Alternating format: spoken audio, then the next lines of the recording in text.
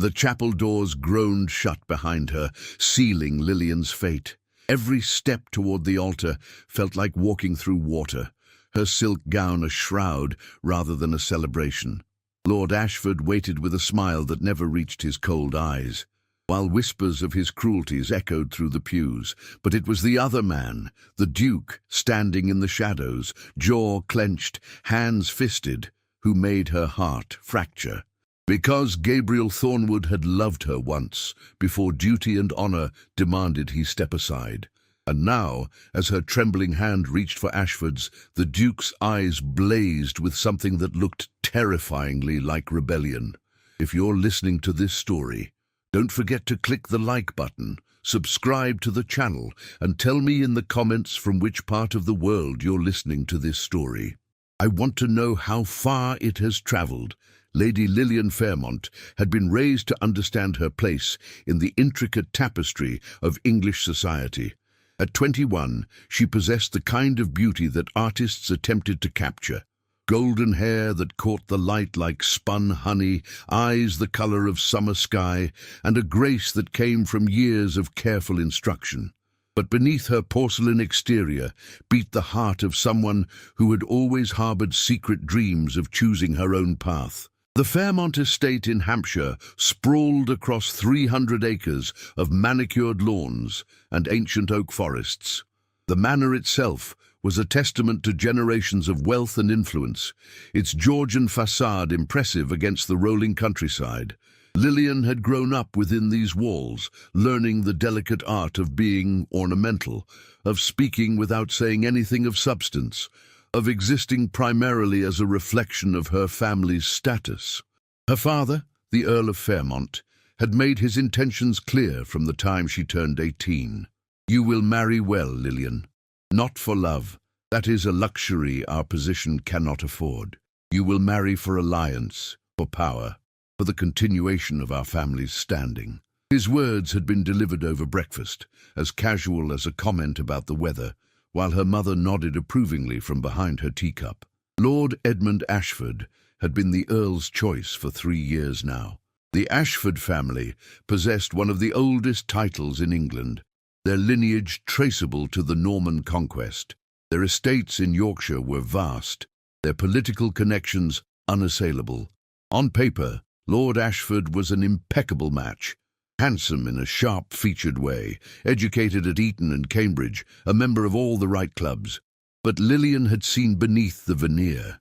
Their courtship, if it could be called that, had been a carefully orchestrated series of chaperoned meetings and formal dinners. Lord Ashford was 35, 14 years her senior, and he regarded her with the same calculating appraisal one might give a prized mare. His compliments were never about her thoughts or her interests, but always about her appearance, her breeding, her suitability as a vessel for his heirs. You have excellent bone structure, he had told her once, tilting her chin up with cold fingers. You'll produce strong children.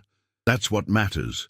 She had learned to recognize the warning signs, the way his grip would tighten on her arm when she expressed an opinion he found inappropriate, the flash of anger in his pale grey eyes when she laughed too freely at a gathering, the subtle threats disguised as concern.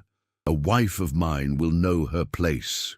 I will not tolerate the kind of independent thinking that plagues modern women. Her younger brother Thomas had tried to warn their father. He's cruel, father. Everyone knows about his temper. The servants at his estate speak of it in whispers. His last intended broke off the engagement rather than marry him. The Earl had dismissed such concerns with a wave of his hand. Gossip and speculation. A man of Ashford's position must be firm. Lillian will learn to manage him, as women have managed their husbands for centuries. But it was the incident with the stable boy that had truly revealed Ashford's nature.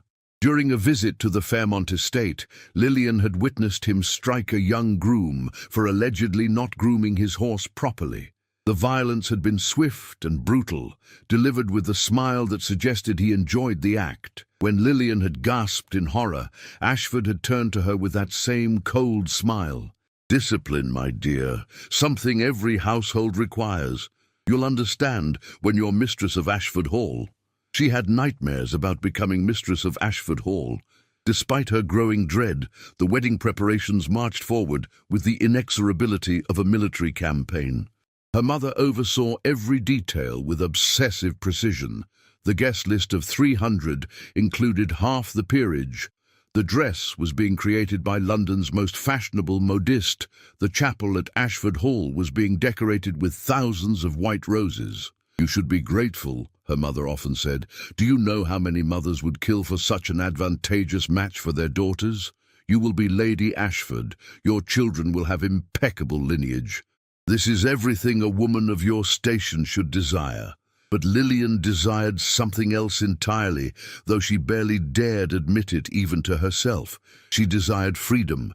She desired the ability to read books that interested her rather than the approved novels deemed suitable for ladies.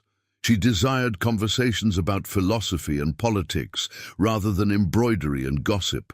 She desired to travel beyond the carefully controlled boundaries of country estates and London seasons. And somewhere, in the most secret chamber of her heart, she desired Gabriel Thornwood, the Duke of Greystone. Gabriel was everything Lord Ashford was not. At 28, he had inherited his title young and had used his position to champion progressive causes in Parliament. He was tall and broad-shouldered, with dark hair that he wore slightly longer than fashion dictated and eyes the colour of storm clouds. More importantly, he possessed a mind that Lillian found endlessly fascinating. They had met 3 years ago at a house party in Derbyshire. While others were engaged in the usual frivolous pursuits, Gabriel had been in the library, and Lillian had discovered him there quite by accident. They had spent 3 hours discussing everything from agricultural reform to the poetry of Lord Byron, and for the first time in her life, Lillian had felt truly seen. Their friendship had grown through subsequent encounters during the London season. Gabriel sought her out at balls, manoeuvred to sit beside her at dinners, and found excuses to call at the Fairmont townhouse. He never said anything improper. He was too honourable for that. But Lillian had seen the way he looked at her when he thought no one was watching, and she had looked back with equal longing. But Gabriel's honour was also his curse. When her father announced her engagement to Lord Ashford, Gabriel had called upon the Earl to express his own intentions. The conversation had been brief and brutal. The Earl made it clear that a duke's title, while impressive, could not compete with the political alliance the Ashford match would bring. Gabriel's progressive politics made him controversial, potentially dangerous to the Fairmont family's more conservative interests. "I must respect your father's decision," Gabriel had told Lillian during their last private conversation, his voice raw with suppressed emotion. "To pursue you against his wishes would ruin you socially. I cannot do that to you no matter what I feel." "And what do you feel?" she had whispered, desperate to hear him say the words. But Gabriel was too noble. He had simply taken her hand, pressed a kiss to her gloved knuckles that burned through the fabric, and walked away. That had been 6 months ago. The wedding was now 3 weeks away, scheduled for the end of June, when Yorkshire would be at its most beautiful. The formal invitations had been sent, including one to the Duke of Greystone, because to exclude him would cause talk. Lillian spent her days in a haze of fittings and final preparations, smiling when expected, agreeing to every decision made on her behalf. At night, she would stand at her window overlooking the gardens and wonder if there was any way to escape the fate that had been chosen for her. The only person who seemed to understand her misery was her father's sister, Aunt Agatha. Lady Agatha Pemberton was a widow who had scandalized society by refusing to remarry after her husband's death 15 years ago. Instead, she had moved to London, established a salon frequented by artists and intellectuals, and lived precisely as she pleased. "You don't have to go through with this," Agatha had told her during a rare private moment. "There are always choices, even when it seems there are none."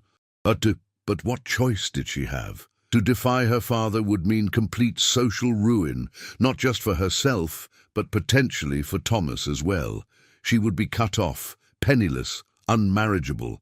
And for what? A duke who, despite his feelings, had chosen duty over his heart? As the wedding day approached, Lillian felt as though she were drowning in silk and lace, suffocating under the weight of expectations she could never escape. The morning of the wedding dawned, with the kind of perfect English summer weather that seemed to mock Lillian's inner turmoil.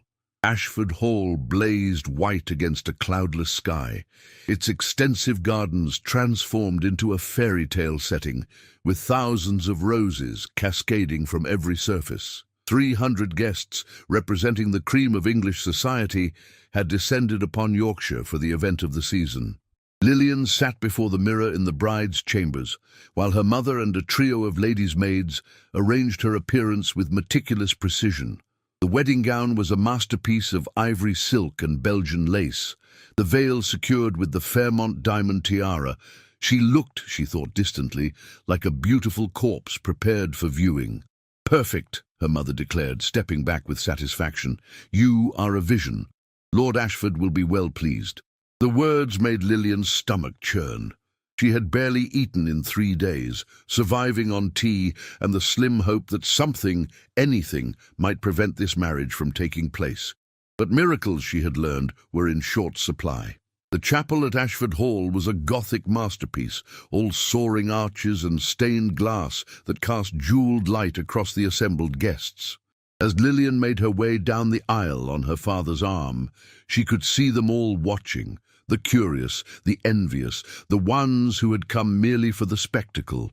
The air was thick with the scent of roses and expensive perfume. And there, standing in one of the front pews on the groom's side, was Gabriel. Their eyes met for one searing moment, and Lillian saw everything he had never said written across his face: anguish, regret, and something fierce that made her stumble slightly. Her father's grip tightened, pulling her forward. Lord Ashford waited at the altar, impeccably dressed in mourning clothes, his pale eyes assessing her with cold satisfaction. He looked like a man who had just secured an excellent business acquisition. As she took her place beside him, he leaned close enough that only she could hear. "You will be the perfect obedient wife, Lillian, or you will learn what disobedience costs." The Archbishop of York himself was performing the ceremony, testament to the importance of the union. His voice rang out in the traditional words, each one feeling like a nail in Lillian's coffin. She responded mechanically when prompted, her voice barely above a whisper. They had just reached the critical moment. If any person can show just cause why they may not be joined together, let them speak now or forever hold their peace.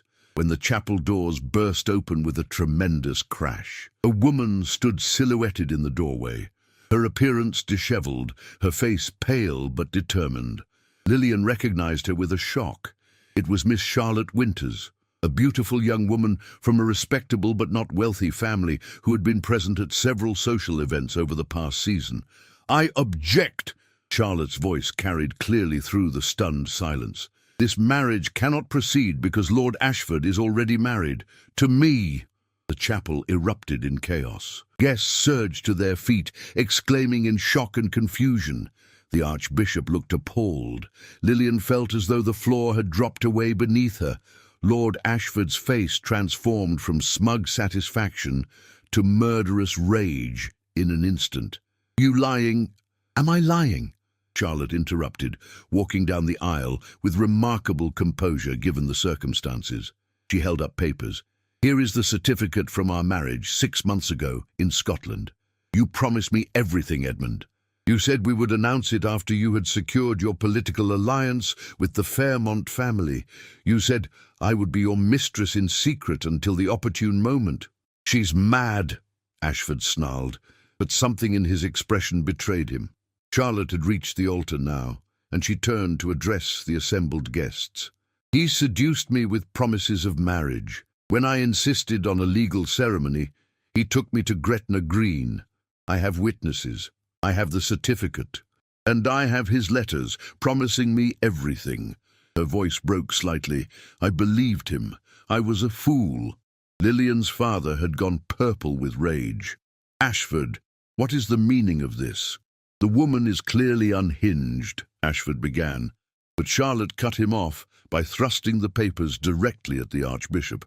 Examine them yourself, your grace. The marriage is legal and binding." The archbishop took the documents with trembling hands, his expression growing increasingly grave as he read. The silence in the chapel was absolute, every guest straining to hear what would come next. "These appear authentic," the archbishop said finally, his voice heavy with disapproval. "If this marriage exists, Lord Ashford, this ceremony cannot proceed. You would be committing bigamy." "That certificate is a forgery," Ashford shouted, his composure completely shattered. "This is a conspiracy to ruin me." But the damage was done. The whispers had started, a rising tide of scandal that would drown them all. Lillian stood frozen at the altar, her mind struggling to process what was happening. Part of her recognized that she had been saved from a terrible fate, but another part understood that she was now at the center of the most spectacular scandal in recent memory. Her mother had begun to weep loudly. Thomas had appeared at Lillian's side, trying to lead her away from the altar. And through it all, Lillian's eyes found Gabriel's once more. He was watching with an expression she couldn't decipher. Shock, yes, but also something that looked almost like hope. "This ceremony is concluded," the archbishop declared. "Until this matter is resolved legally, no marriage can take place. Lord Ashford, you will need to address these allegations immediately." Ashford's mask had completely crumbled. He looked between Charlotte, who stood with quiet dignity despite her bombshell announcement, and Lillian, who he clearly regarded as a possession being stolen from him. When he spoke, his voice dripped with venom. "You think this saves you?" he said directly to Lillian. "Your reputation is destroyed regardless. No one will have you now, the bride abandoned at the altar. You'll rot as a spinster, a laughingstock." "Better a laughingstock than your wife," Lillian heard herself say, surprising everyone, including herself. The words unleashed something in Ashford. He lunged toward her, his face contorted with rage. But Gabriel was suddenly there, stepping between them with a force that sent Ashford stumbling backward. "You will not touch her," Gabriel said, his voice dangerously quiet. "In fact, you will leave this chapel immediately, before I forget that we are in a house of God." For a moment, it seemed Ashford might actually attack a duke in front of 300 witnesses. But even in his fury, some sense of self-preservation remained. He spat at Gabriel's feet, cast one last malevolent look at Lillian, and stormed from the chapel with Charlotte hurrying after him, still clutching her documents. The remaining guests dissolved into frenzied conversation, the scandal already being dissected and embellished. Lillian's parents were surrounded by concerned aristocrats, offering condolences and fishing for additional details. The perfect wedding had become a disaster that would be discussed in drawing rooms for years. Lillian felt strong hands on her shoulders, Gabriel steadying her as her legs finally gave way. "I've got you," he murmured. "Let me get you out of here." She nodded numbly, allowing him to guide her through a side door, away from the chaos and the staring eyes. They emerged into a small antechamber, and only then did Lillian begin to shake uncontrollably. "I can't believe—" she started but couldn't finish. "Breathe," Gabriel instructed gently. "Just breathe, Lillian." She did, drawing in great gasping breaths, the corset suddenly feeling impossibly tight. Gabriel helped her to a chair, kneeling beside her with a concern that was almost painful to witness. "Did you know," she finally managed to ask, "about Charlotte?" "I suspected Ashford was not what he seemed. I hired an investigator weeks ago." He looked almost guilty. "I couldn't let you marry him without being certain of his character, but I never imagined this." "So it was you," Lillian whispered, understanding dawning. "You sent her." "I merely provided her with the means to make her case heard. The decision to come forward was entirely hers. She has as much claim to justice as you do to freedom." Freedom. The word hung in the air between them, loaded with possibility and terror in equal measure. Because yes, she was free of Ashford, but at what cost? Her reputation was in tatters. She had been publicly humiliated. No respectable man would offer for her now. "Your family will want to leave quickly," Gabriel said, rising. "The scandal will be enormous. But Lillian—" He hesitated, then pressed on. "This doesn't have to destroy you. With time and the right strategy—" "Strategy?" She laughed, the sound edging toward hysteria. "Gabriel, I'm ruined, completely and utterly ruined." "No," he said firmly. "You are free. There is a difference." Before she could respond, Thomas burst into the antechamber. "Lillian, mother and father are demanding we leave immediately. The carriage is being prepared." He stopped, taking in Gabriel's presence and his sister's distressed state. "Your Grace, thank you for your assistance." Gabriel nodded, stepping back professionally, though his eyes never left Lillian's face. "Of course. Lady Lillian, if there is anything you need, you have only to send word." Then he was gone, and Lillian was being swept up in the chaos of a hasty departure, her beautiful wedding gown trailing in the dust as her family fled the scene of her spectacular humiliation. The journey back to Hampshire was conducted in suffocating silence. Lillian's mother wept intermittently into her handkerchief, while her father sat rigid with barely suppressed fury. Thomas, seated beside Lillian, occasionally squeezed her hand in wordless support. The wedding gown had been hastily removed and replaced with a simple traveling dress, but Lillian could still feel the ghost of that ivory silk, the weight of expectations that had been so dramatically shattered. When they arrived at the Fairmont estate, the Earl finally spoke. "You will remain here, out of sight, until this scandal dies down. If it ever does." His voice was cold, and Lillian understood that in his eyes she had somehow failed him, despite being the victim of Ashford's deception. The following weeks were a kind of purgatory. London society was ablaze with the scandal, the abandoned bride, the secret wife, the cruel lord exposed. The newspapers had gotten hold of the story, and suddenly Charlotte Winters became a tragic figure, a young woman deceived and ruined by a callous aristocrat. Lord Ashford had fled to the continent to avoid the legal complications, his reputation irreparably damaged. But Lillian, too, was tainted. She received no callers except for the most persistent gossips, who came under the guise of concern but truly wanted first-hand details to embellish. Her mother had taken to her bed with a nervous condition. Her father barely spoke to her. It was Aunt Agatha who arrived 3 weeks after the debacle, sweeping into the Fairmont estate like a force of nature. "This is ridiculous," she declared, finding Lillian in the morning room, where she spent most of her days staring out the window. "You're treating the girl like she committed a crime when she's the wronged party." "The wronged party whose reputation is destroyed," the Earl countered. "She will never marry now. No man of quality will have her." "Good," Agatha said briskly. "Then she's free to make something else of her life. Lillian, pack your things. You're coming to London with me." Lillian looked up in surprise. "London? Aunt Agatha, I can't." "You can, and you will. Hiding in Hampshire will only cement your status as a victim. We're going to show society that you are a woman of substance, not simply a decoration to be bartered between men." The Earl spluttered objections. But Agatha was relentless. She had been a force in society for decades, her independent wealth and status as a widow giving her freedoms most women could never access. After 3 days of argument, she prevailed, and Lillian found herself installed in Agatha's elegant townhouse in Bloomsbury.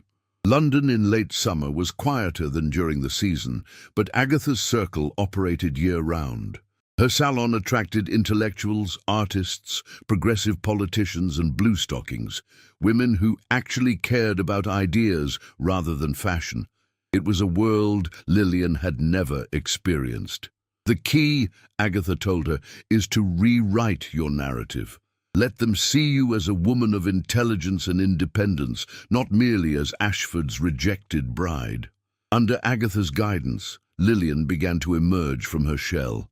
She attended lectures at the Royal Society, where new scientific discoveries were discussed. She joined a ladies' literary circle that read philosophy and political theory rather than romantic novels. She even began to write essays about women's education that Agatha promised to submit to progressive journals under a pseudonym. It was at one of Agatha's salons, 6 weeks after the failed wedding, that Lillian encountered Gabriel again. He arrived late to a gathering focused on parliamentary reform, and Lillian's heart stuttered when he entered the drawing room. He looked older somehow, more serious, but his eyes found hers immediately across the crowded space. "Lady Lillian," he said formally when he reached her side, "I'm pleased to see you looking well." "Your Grace," she responded, equally formal despite the electric awareness singing through her veins. "I understood you were at your estate in Derbyshire." "I was. But I've returned for the autumn parliamentary session." He paused, seeming to choose his words carefully. "I'm glad to see you here.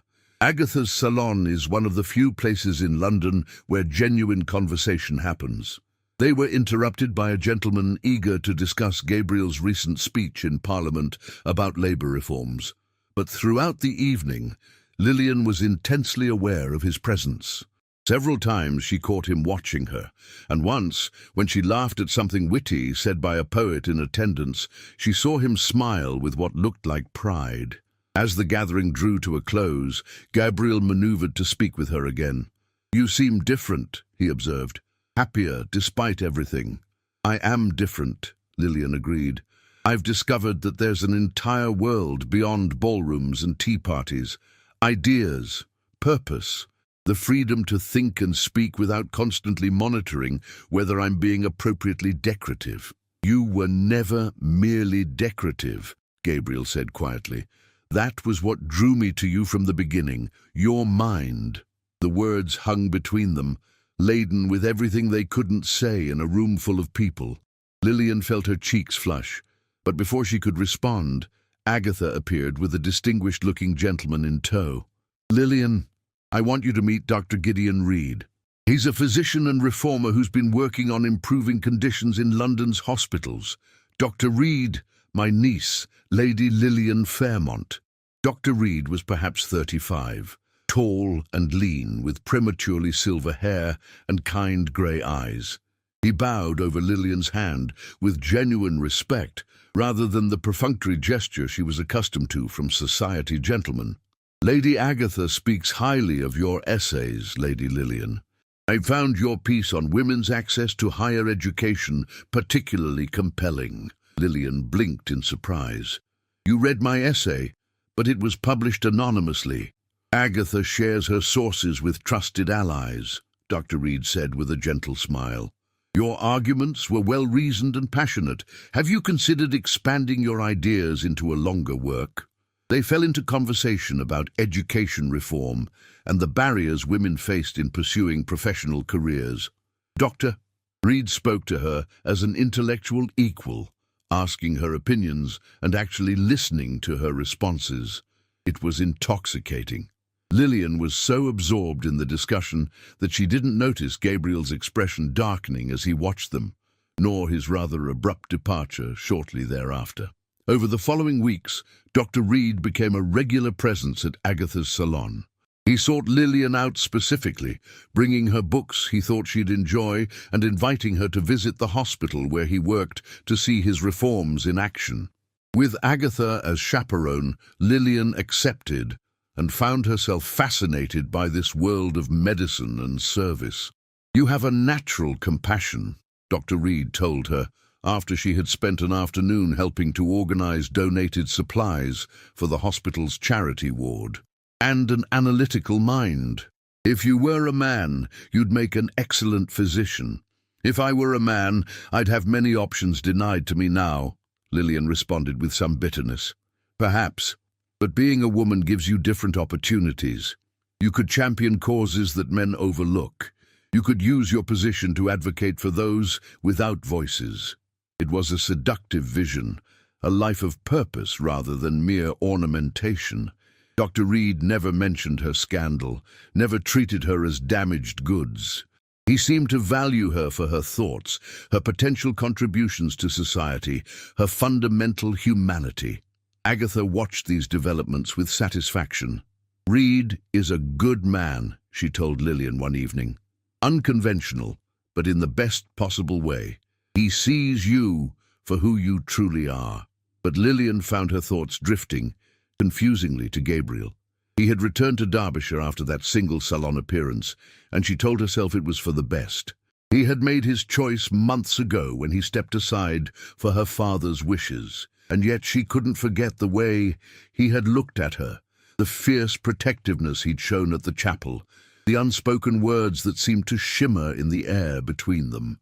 3 months after the failed wedding, Dr. Reed requested a private meeting with Agatha and Lillian. They met in Agatha's library, and Lillian's heart was already sinking before he began to speak. "Lady Lillian, I hope I'm not being presumptuous, but I've come to admire you greatly these past months, not as a beautiful ornament to be possessed, but as a brilliant mind and compassionate soul. I wonder, that is, I would be honored if you might consider—" He took a breath. "I am not a lord or a duke. I cannot offer you a grand estate or a position in high society, but I can offer you a partnership of equals, a life of meaningful work, and my deepest respect and affection. Would you consider becoming my wife?" The room seemed to contract around Lillian.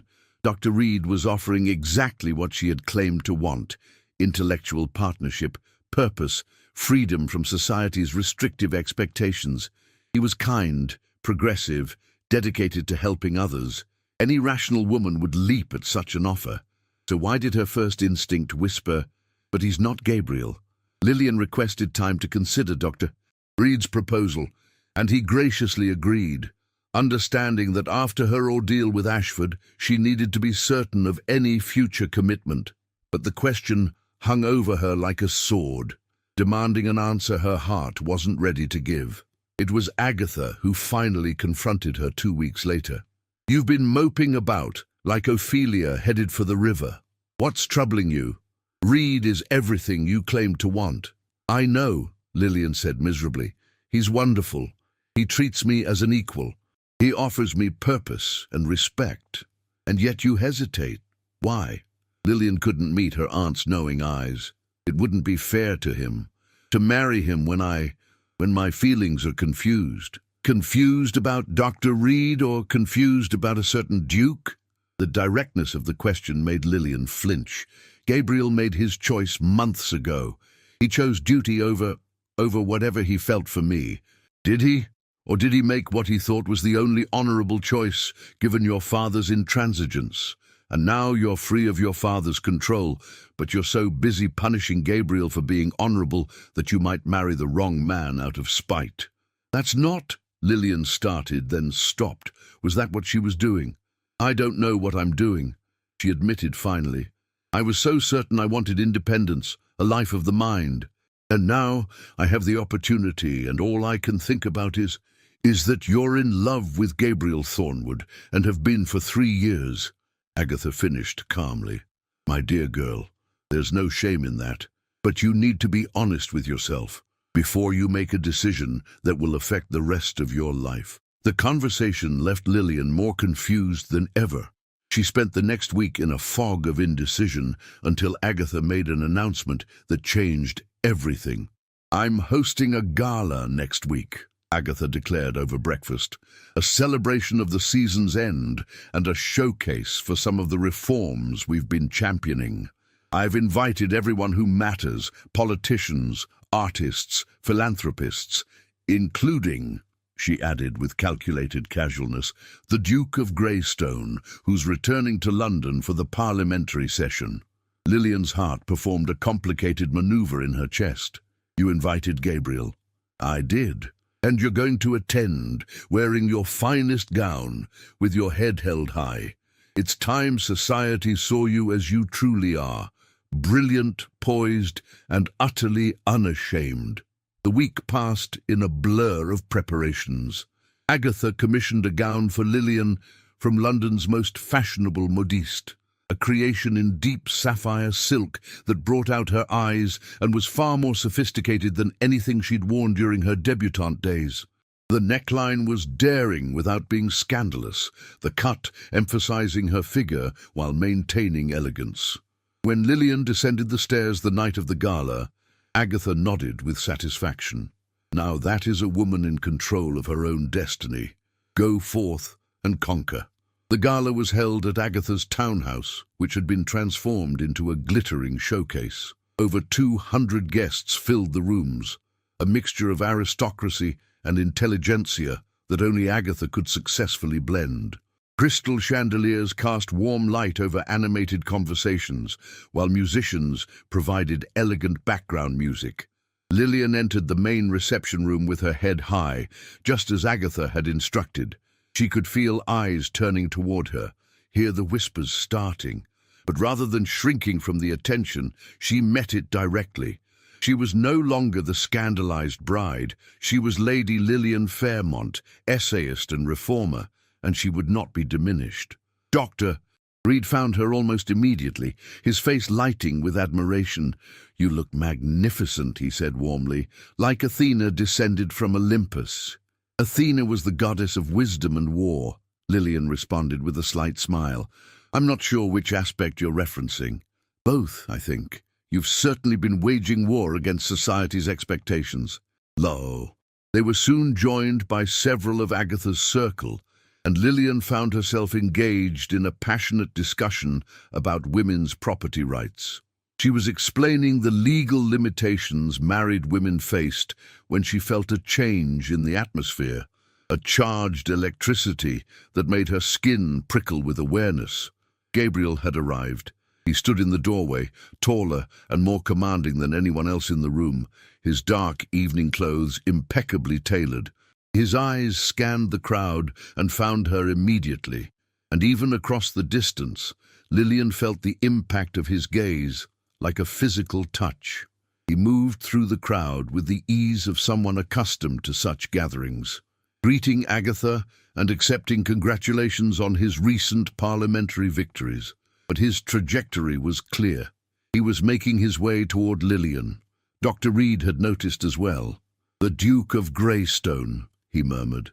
"Your aunt mentioned he was your champion during that unfortunate business with Ashford. He was kind when kindness was rare," Lillian managed, her throat suddenly dry. Then Gabriel was before them, bowing with practiced grace. "Lady Lillian, Dr. Reed, I hope I'm not interrupting." "Not at all, Your Grace," Dr. Reed said pleasantly. "We were discussing the Married Women's Property Act. Do you have thoughts on the matter?" "I do," Gabriel said, his eyes never leaving Lillian's face. "I believe women are perfectly capable of managing their own affairs, financial and otherwise. The idea that they need male guardianship is both patronizing and unjust." "A progressive stance," Dr. Reed observed, "not one shared by many of your fellow peers. I found that being in the majority rarely corresponds with being right." The two men regarded each other with the kind of polite wariness that barely concealed something more primal. Lillian felt as though she were watching two wolves circle each other, each assessing the other as a potential rival. "Dr. Reed has been wonderfully supportive of my writing," Lillian interjected, trying to ease the tension. "He's encouraged me to expand my essays into a longer work on women's education." "Has he?" Gabriel's voice was neutral, but something flickered in his eyes. "That's very generous, though I'm not surprised by your literary accomplishments, Lady Lillian. I've always known you possessed a brilliant mind. You flatter me, Your Grace. I state facts, nothing more." The conversation continued, ostensibly polite but crackling with undercurrents. Dr. Reed spoke of his hospital work and his vision for medical reform. Gabriel discussed his efforts in Parliament to improve factory conditions. Both men were impressive, accomplished, dedicated to improving society, but when Gabriel asked Lillian to dance, and Dr. Reed graciously stepped aside, she felt as though she could finally breathe. The waltz was just beginning as Gabriel led her onto the floor.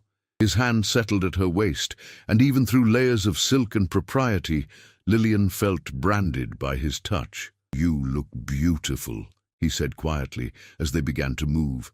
"But more than that, you look free, happy." "I am," she said, and realized it was true. "These months with Agatha have shown me a different life is possible. I've found purpose, intellectual stimulation, friends who value substance over status. And Dr. Reed, where does he fit into this new life?" The direct question startled her. "He's been very kind. He sees me as more than decorative.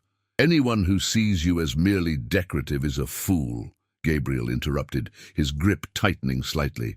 You've always been extraordinary, Lillian. Your mind, your compassion, your strength. I've known that since the day we met. Then why did you walk away?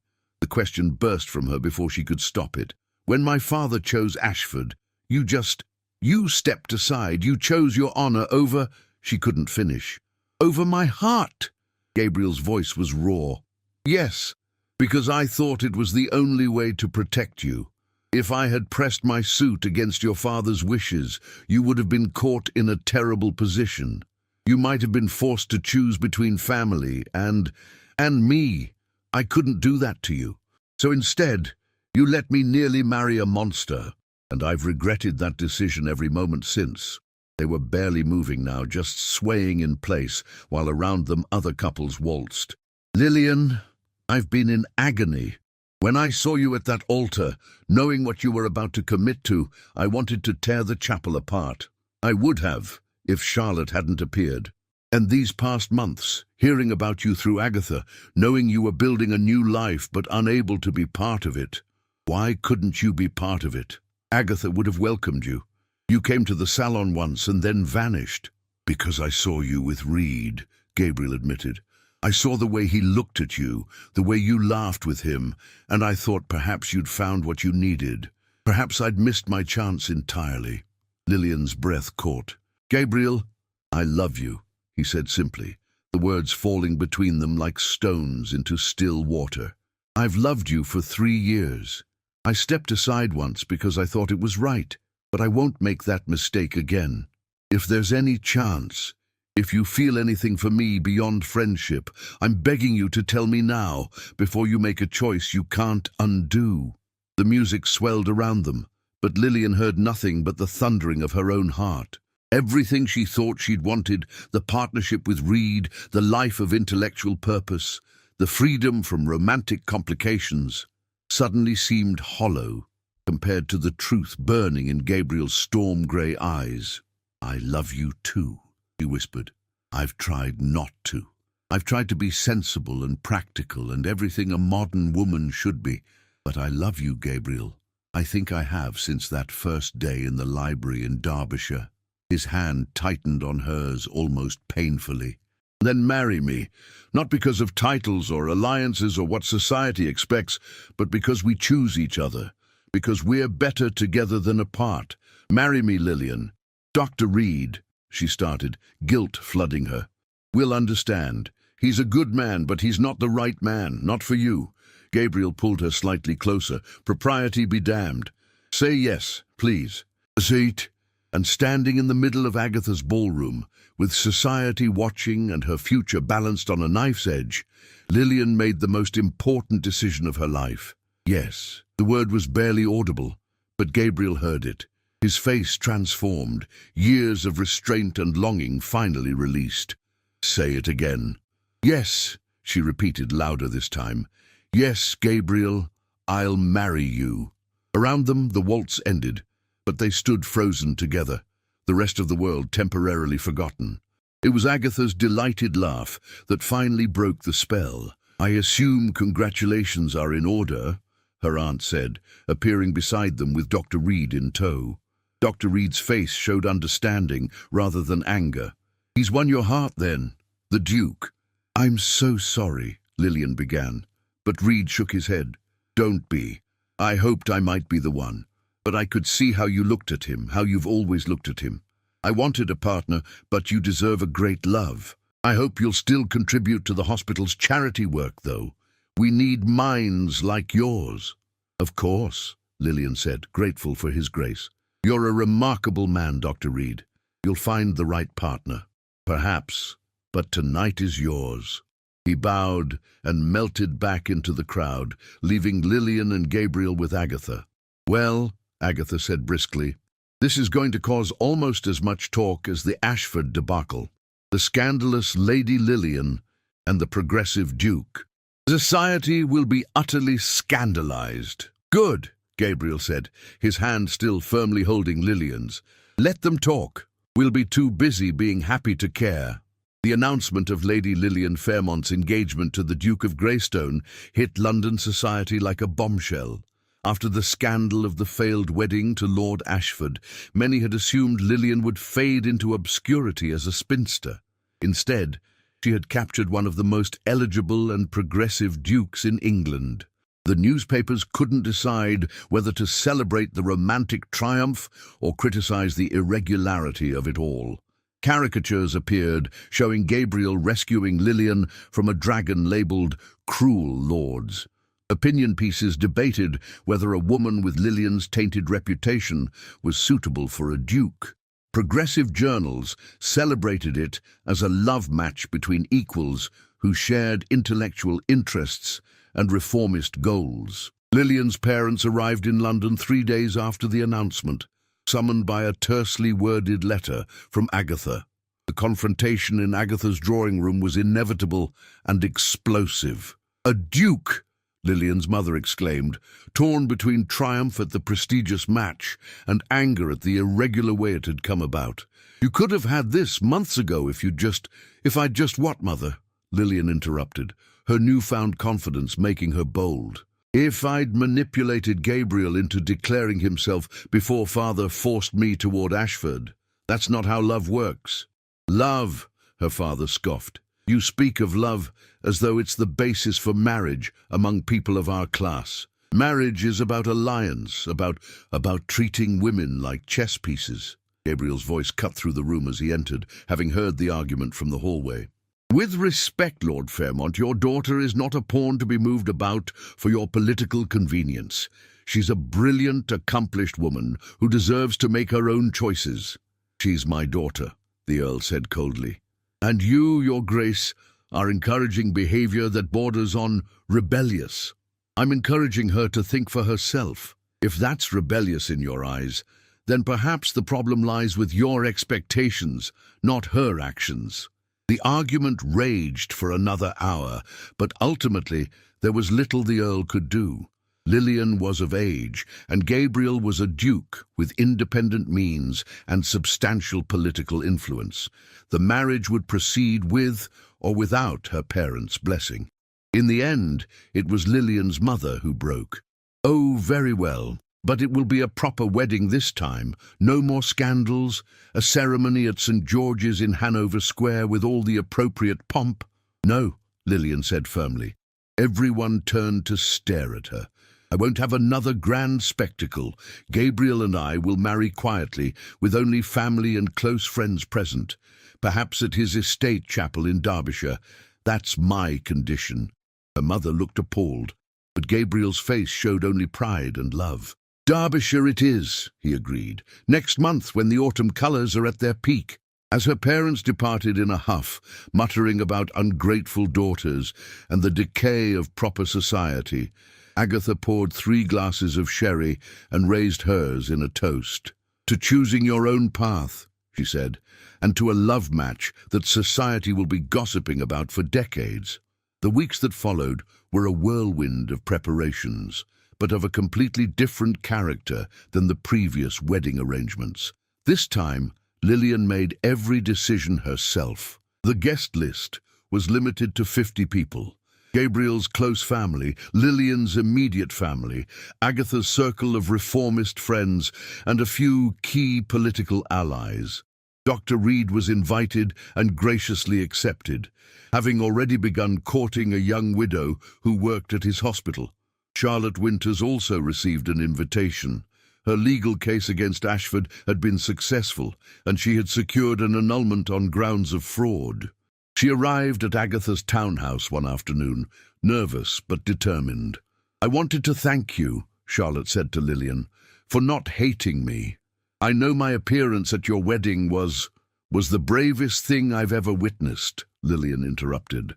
"You saved me from a terrible fate, Charlotte. You had everything to lose and nothing to gain, and you came forward anyway. You're a heroine." Charlotte's eyes filled with tears. "I'm a fallen woman, ruined and unmarriageable. You're a survivor, and if you'd like, I'd be honored to help you find a new path. Agatha and I have connections to reformist organizations that help women in difficult situations.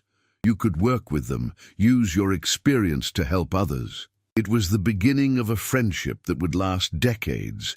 Two women who had both been victims of society's cruel expectations and who had both refused to let those expectations define them. The journey to Derbyshire was made in early October, when the countryside blazed with autumn colour. Gabriel's estate, Thornwood Hall, was a graceful Palladian structure set in a valley surrounded by ancient forests. Unlike Ashford's Gothic pile, it felt warm and welcoming, filled with books and art, and evidence of a mind that cared about beauty and ideas. "It's perfect," Lillian breathed, as Gabriel showed her through the portrait gallery and the extensive library that would be hers to use as she pleased. "It's ours," he corrected. "Everything I have is yours, Lillian, but more importantly, you're free here. Free to write, to think, to pursue whatever interests you. I don't want a decorative wife. I want a partner." The night before the wedding, Agatha found Lillian standing at the window of her chamber, looking out over the moonlit grounds. "Nervous?" her aunt asked. "No," Lillian said, surprised to realize it was true. "I feel peaceful, like I'm exactly where I'm supposed to be." "You are. And tomorrow, when you walk down that aisle, it will be toward a man who loves you for exactly who you are, not who he wants you to be. That's rarer than you might think." The wedding took place in the estate chapel, a jewel-like medieval structure covered in ivy. Lillian wore a simple gown of ivory silk with autumn flowers woven into her hair. She walked down the aisle on Thomas's arm, passing the smiling faces of the people who truly mattered. And at the altar stood Gabriel, looking at her as though she were the answer to every prayer he'd ever uttered. The ceremony was brief and heartfelt. When the vicar pronounced them husband and wife, Gabriel kissed her with a tenderness that promised years of love and partnership ahead. The small gathering erupted in applause, and Lillian felt a joy so profound it brought tears to her eyes. The wedding breakfast was held in Thornwood Hall's great dining room, filled with laughter and genuine celebration. Even Lillian's parents seemed to have softened, her mother dabbing at her eyes with a handkerchief, while her father grudgingly admitted that Gabriel seemed a decent enough fellow for a reformer. As the afternoon drew to a close, and guests began departing for nearby inns or the journey back to London, Gabriel found Lillian in the library, where she had escaped for a moment of quiet. "Overwhelmed?" he asked, coming to stand beside her. "Grateful," she corrected. "For this, for you, for the fact that my life didn't end when I thought it would. If things had gone as planned, I'd be Lady Ashford now, trapped in a miserable existence. Instead, you're Duchess of Greystone, free to be exactly who you are." He took her hand, raising it to his lips. "And I'm the luckiest man in England." "We're both lucky," Lillian said. "We found each other, and we were brave enough to fight for it." As the sun set over Derbyshire, painting the sky in shades of gold and crimson, Lillian understood that her life was just beginning. Not the life that had been chosen for her, but the one she had chosen for herself. 18 months after their wedding, Lillian stood in the morning room of Thornwood Hall, reviewing correspondence and plans for the day ahead. Outside, late spring sunshine gilded the gardens, where new growth pushed eagerly toward the light. So much had changed since that October wedding, and yet Lillian felt she was only now fully understanding the magnitude of her transformation.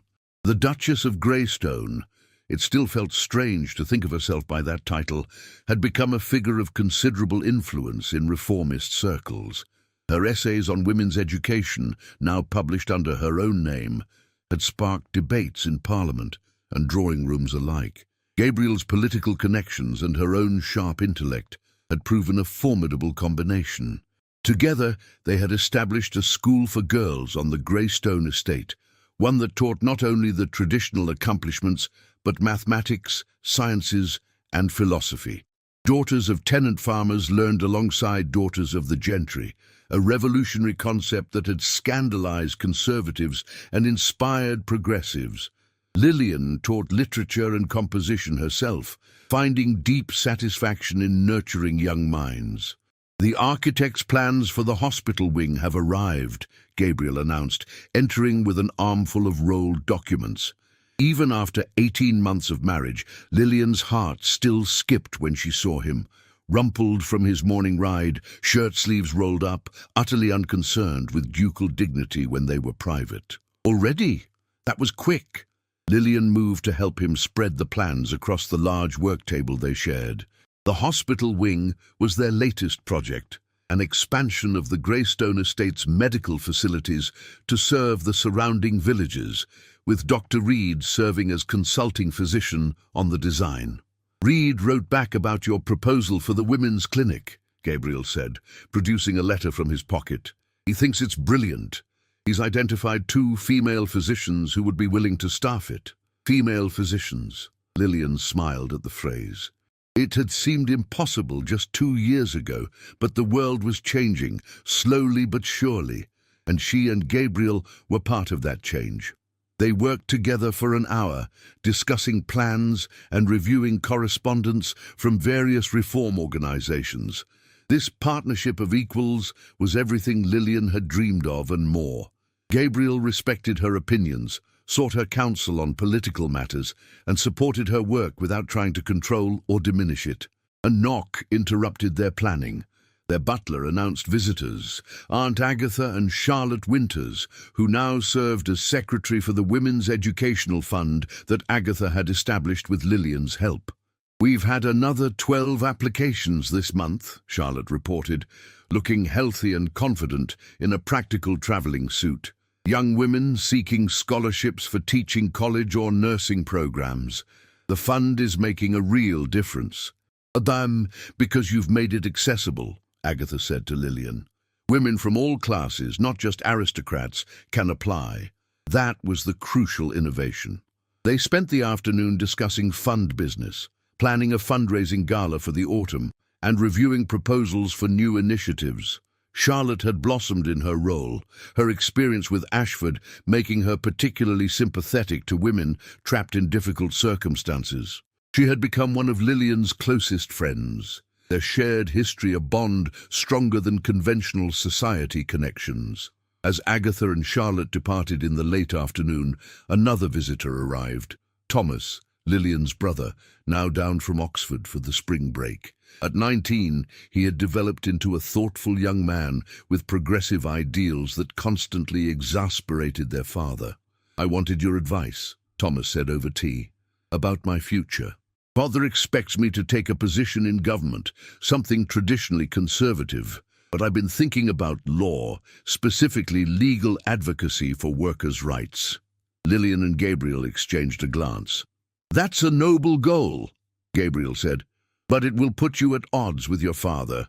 "I know, but you taught me something, both of you."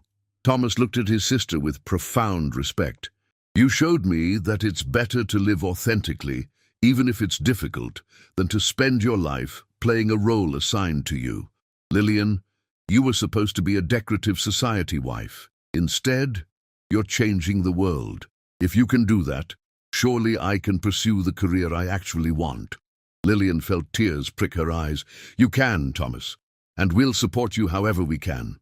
That evening, after Thomas had retired to his rooms, Lillian and Gabriel walked through the gardens in the golden twilight. It had become their ritual, this quiet time together to decompress from the day's activities and simply enjoy each other's company. "Do you ever regret it?" Gabriel asked suddenly. "The scandal, the social censure, the way some of society still treats you?" Lillian considered the question seriously. It was true that some doors remained closed to her. Certain aristocratic ladies still snubbed her at gatherings, whispering about her abandoned wedding and unconventional marriage. She would never be fully accepted by the most conservative elements of society. "No," she said finally, "I don't regret any of it. The scandal freed me, Gabriel. It showed me that I could survive society's worst judgments, and not just survive, but thrive. Without it, I might have spent my whole life trying to be what others expected. Now, I get to decide who I am." You're extraordinary, Gabriel said, pulling her close. Have I mentioned that today? Only 3 times. You're slipping in your husbandly duties. He laughed, the sound rich and warm. I'll try to do better. Perhaps over dinner I can enumerate all the ways you've exceeded my wildest expectations as a duchess. That could take all night. I'm counting on it. As they walked back toward the house, Lillian caught a glimpse of movement in one of the upper windows, a maid preparing the nursery. Because there was other news, joyful and terrifying in equal measure, Lillian was 3 months pregnant, expecting their first child in the autumn. They hadn't announced it publicly yet, wanting to savor the secret a bit longer. But soon enough, there would be an heir to the Greystone title, a child who would grow up in a household where intelligence was valued over decorative beauty, where questions were encouraged, where their mother was a published author and their father a crusading politician. "What are you thinking about?" Gabriel asked, noticing her distant expression. "Our child, the world we're building for them. How different their life will be from the one I was supposed to have." "Better, you mean? Infinitely better." News reached them a week later about Lord Ashford. He had attempted to return to England after 18 months on the continent, hoping the scandal had faded enough for him to reclaim his position. Instead, he found his estates encumbered with debt, his political allies having abandoned him, and society's doors firmly closed. The newspapers reported that he had taken to drinking heavily and ranting about the injustices done to him. "Do you feel any satisfaction?" Gabriel asked when they read the reports together. "Mostly I feel pity," Lillian admitted. "He could have been different. He had every advantage, title, wealth, position, but he chose cruelty and control over compassion and partnership. Now he's alone with his bitterness while we—" She gestured around their sun-filled library, at the plans for the hospital and school, at the life they'd built together. "We have everything that matters." Charlotte visited again in June, bringing news that made Lillian laugh with delight. Dr. Reed had proposed to the widow he'd been courting, a remarkable woman who had been a nurse and shared his passion for medical reform. The wedding would be in August, and both Lillian and Gabriel were invited. "So many happy endings," Charlotte marveled. "Who would have thought, standing in that chapel 18 months ago, that we'd all end up here?" "You were so brave," Lillian said. "Coming forward the way you did. Have you ever regretted it?" "Every day at first," Charlotte admitted. "The social cost was enormous. But then Agatha took me in. You befriended me, and I discovered I could be more than just someone's ruined conquest. I could actually matter, make a difference. So no, ultimately I don't regret it. Sometimes destruction is necessary for rebuilding." The summer passed in a blur of activity. The school's first term was so successful, they were already planning to expand. The hospital wing construction began on schedule. Lillian's newest essay, on the need for married women's property rights, was published in 3 major journals and sparked fierce debates. And through it all, Lillian's pregnancy progressed, her body changing in ways both wondrous and uncomfortable. Gabriel was attentive to the point of being comically overprotective, insisting she rest more and worry less, even as she continued her work right up until the final weeks. In late October, on an afternoon when autumn colours blazed across Derbyshire exactly as they had for her wedding, Lillian gave birth to a healthy baby girl. They named her Agatha Rose, after the aunt who had saved Lillian and the flowers that had decorated that catastrophic first wedding. "She's perfect," Gabriel whispered, cradling his daughter with a tenderness that made Lillian's heart ache. "She has your eyes." "And your stubborn chin," Lillian observed with a tired smile. "She'll need it. I have a feeling she'll be as determined to change the world as her mother." As Lillian watched her husband hold their daughter, surrounded by the life they had built together against all odds, she understood that this was what true freedom looked like. Not the absence of commitment or responsibility, but the ability to choose them on your own terms. She had been promised to a cruel lord, abandoned at the altar, and scandalized in the eyes of society.